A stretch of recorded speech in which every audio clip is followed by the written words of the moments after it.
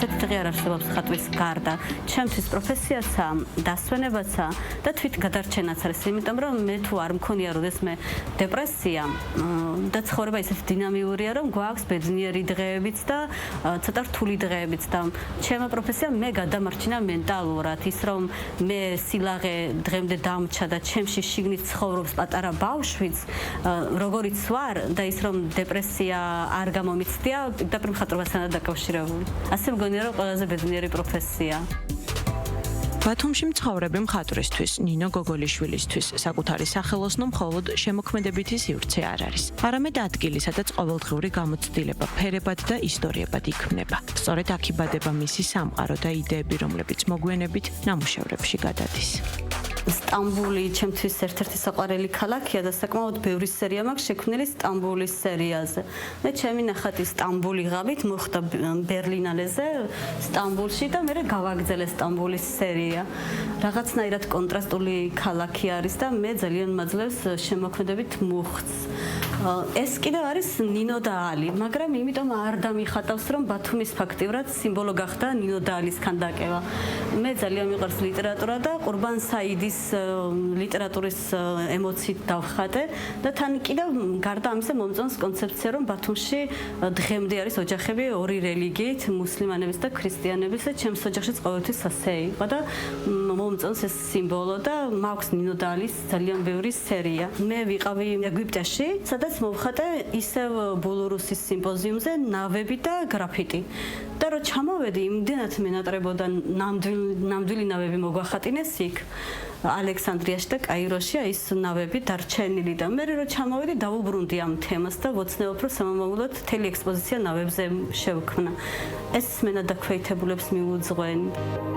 მისი ნამუშევრების მთავარი შთაგონების წყარო ხშირად მოგზაურობა და ლიტერატურაა, თუმცა მისთვის მთავარი მხოლოდ მხატვრული შესრულება არ არის. ამბობს, რომ ნამუშევარი მხოლოდ ესთეტიკური შთაბეჭდილებით არ უნდა შემოიფარგლებოდეს, მას საკუთარი სათქმელი უნდა ჰქონდეს და მაყურებელს ემოცია გადასცეს.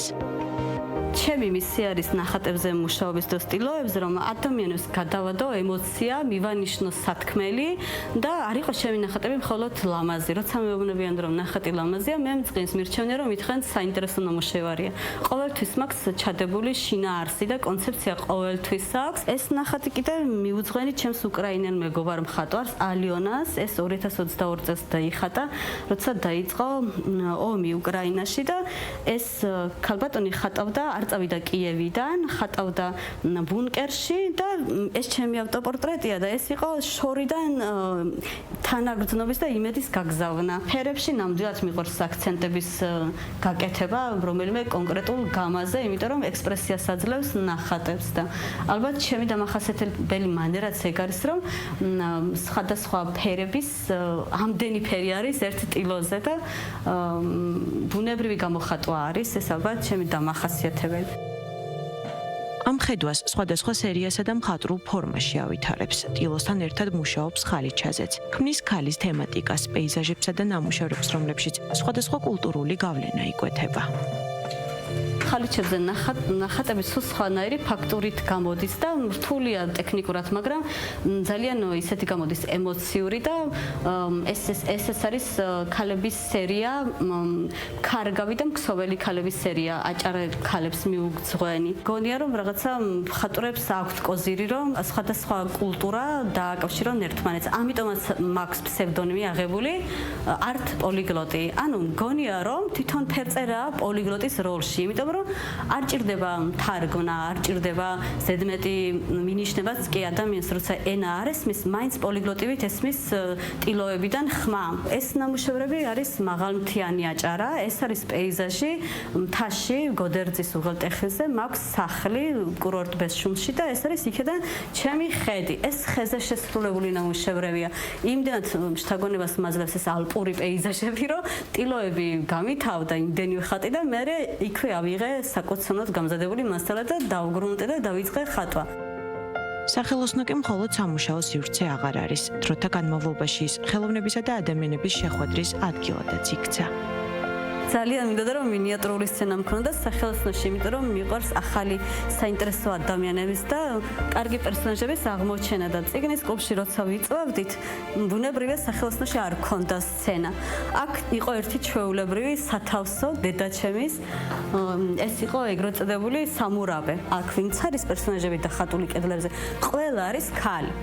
და ფრინავი ქალები არიან, პილოტი ქალები არიან, იმიტომ რომ მე მგონია რომ ფრინავები ზოგადად არიან ძალიან თავისუფალი ადამიანები და თავისუფალი და ძლიერებასთან ასოცირდება ჩემთვის. ეს რო დავხატე პორტრეტი, ეხლა მეუბნებიან რომ ძალიან გავს მე არ იყო ჩაფიქრებული თავიდან ავტოპორტრეტი საერთოდ, მაგრამ რაღაცნაირად ქვეშეცნობილად დამემსგავსა მე.